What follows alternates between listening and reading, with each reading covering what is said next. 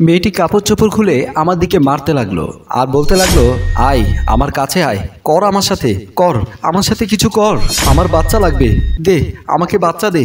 আমার ডাক্তারি জীবনে এমন পেশেন্ট আমি পাইনি। আমি বললাম, হ্যাঁ আমি তোমাকে বাচ্চা দেব, বাচ্চা নিতে হলে তো তোমাকে আমার কাছে আসতে হবে। আমি এই কথা বলার সাথে সাথেই মেয়েটি দৌড়ে গিয়ে ঘরের দরজা লাগিয়ে দিল। আমি কিছুটা সংকুচিত হলাম, কারণ তখন দরজার বাইরে দাঁড়িয়ে ছিল মেয়েটির স্বামী এবং মা। ওনারা কি মনে করবে? দরজা লাগিয়ে মেয়েটির সাথে সাথে এসে আমার সামনে শুয়ে পড়লো। তারপর বলল, আয় আয় শুরু কর, আজ কিন্তু আমাকে বাচ্চা দিয়ে ছাড়বি, আমার বাচ্চা লাগবে, একটা ফুটফুটে তুলতুলে পুতুলের মতো বাচ্চা লাগবে, তুই সুন্দর, তোর বাচ্চাও সুন্দর হবে। আমি অপলক দৃষ্টিতে মেয়েটির কর্মকাণ্ড দেখছিলাম, আর মেয়েটির ভেতরের বাচ্চা নেওয়ার আকাঙ্ক্ষা কতটা তীব্র এবং গভীর তা ফিল করার চেষ্টা করলাম। মেয়েটি এবার বলল, জানিস ডাক্তার, আমার স্বামী প্রতিদিন আমার সাথে ঘুমায়, কিন্তু আমাকে বাচ্চা দেয় না। ও আমার স্বামী না, ও আমার শত্রু। আমার স্বামী হলে আমাকে একটা বাচ্চা দিত, তুলতুলে ফুটফুটে বাচ্চা। আমি তার কাছে গিয়ে বসলাম, মাথায় হাত রেখে বললাম, আমি অবশ্যই তোমাকে বাচ্চা দেব, তবে তোমার আমার কথা শুনতে হবে। মেয়েটি শোয়া থেকে উঠে বসে বলল, আমি তোর সব কথা শুনবো, তুই শুধু আমার একটা কথা শোন, আমাকে একটি বাচ্চা দে। আজকে তোমাকে কোনো বাচ্চা দেব না, কালকে দেব। ভয় পাচ্ছিস কেন? এখানে বাথরুম আছে, তুই আমাকে বাচ্চা দিয়ে গোসল করে চলে যেতে পারবি। আমি বুঝতে পারলাম এখনো কিছুটা সেন্স বোধ মেয়েটার ভেতরে আছে, প্রপার ট্রিটমেন্ট দিলে সুস্থ হয়ে যাবে। তারপর আমি বললাম, আজ বাচ্চা দিতে পারবো না, তোমাকে কথা দিলাম, তুমি যদি আমার দেওয়া ওষুধগুলো ঠিক মতো খাও, আমি কালকে এসে তোমাকে ঠিকই বাচ্চা দেব, প্রমিস। আমি বললাম, প্রমিস, এখন তুমি তোমার পোশাকগুলো পরে নাও। বলেই আমি রুম থেকে বের হয়ে আসলাম। তখনও দরজার সামনে দাঁড়িয়ে ছিল মেয়েটির মা এবং স্বামী আরিয়ান। আমাকে দেখে মেয়েটির স্বামী বলল, কি বুঝলেন ডাক্তার সাহেব, আমার স্ত্রী কি সুস্থ হবেন? হবে, তবে লং টাইম ট্রিটমেন্ট করতে হবে। আমি যে ওষুধগুলো দিয়েছি প্রতিদিন ওগুলো খাওয়ানোর চেষ্টা করবেন। ও তো ওষুধ খেতে চায় না, মুখে দিলেও ফেলে দেয়। আমি বললাম, প্রতিদিন আমি এসে খাওয়াবো, আপনাদের টেনশন করতে হবে না। তখন মেয়েটির স্বামী এসে আমার হাত ধরে বলল, ডক্টর, যে কোনো কিছুর বিনিময়ে ওকে সুস্থ করে দিন। Don't worry mister Aryan, I will try. আচ্ছা বলুন তো, ওর এরকম অবস্থার কারণ কি? সে কথা যদি জানতে চান তাহলে আপনাকে ফিরে যেতে হবে তার বিয়ের আগের একদিন। আপনি বলুন, আমার ওকে নিয়ে স্টাডি করতে হবে, জানতে হবে সে কেন এমন হলো। তাহলে শুনুন। আমি সেদিন ড্রয়িং রুমে আমার ছেলের ঘরের নাতিকে নিয়ে বসেছিলাম। মাহি স্কুল থেকে এসে স্কুল ব্যাগটা টি টেবিলের উপর রেখে ভাইয়ের ছেলেকে আমার কোল থেকে নিয়ে নিল। মাহি ভাই ছেলেকে খুব বেশি আদর করত। মাত্র 27 দিনের নবজাতক ছিল আমার নাতিটি। মাহি হয়তোবা কোলে নিতে গিয়ে অলক্ষ্যে ছোটে বাচ্চাটাকে ব্যথা দিয়ে দেয়। আমার নাতিটি হাউ মাউ করে কান্না করতে থাকে। পাশের রুম থেকে আমার ছেলের বউ এসে মাহির কোল থেকে ওর ছেলেকে নিয়ে নিল।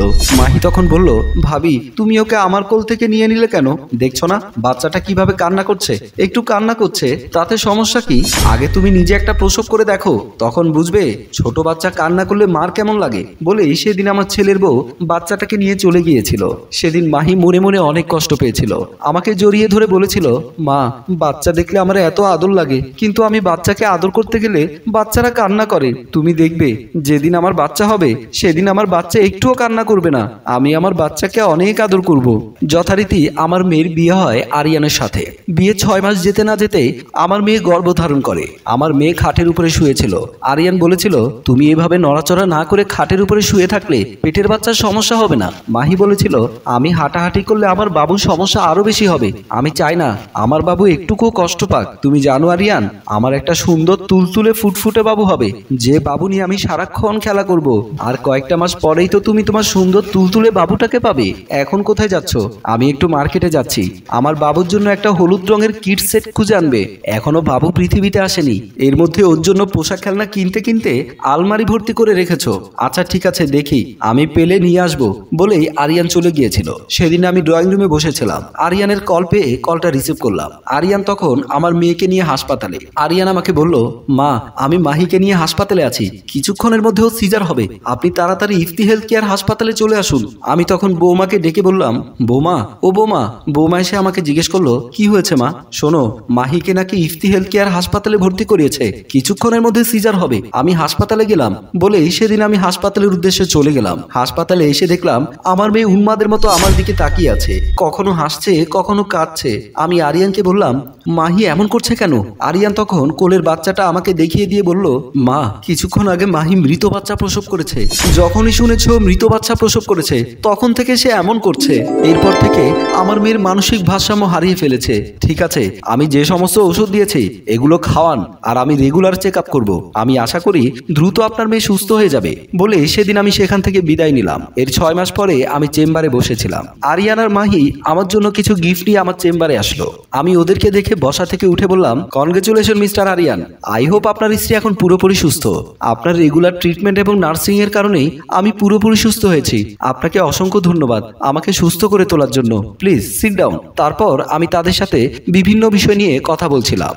হ্যালো ভিউয়ার্স, মানসিক ভারসাম্যহীন রোগীদের সাথে কখনোই মিসবিহেভ করবেন না। প্রপার ট্রিটমেন্ট পেলে এরা সুস্থ হয়। তাই আসুন মানসিক ভারসাম্যহীন রোগীদেরকে ঘৃণা না করে ভালোবাসা দিয়ে সুস্থ করে তুলি।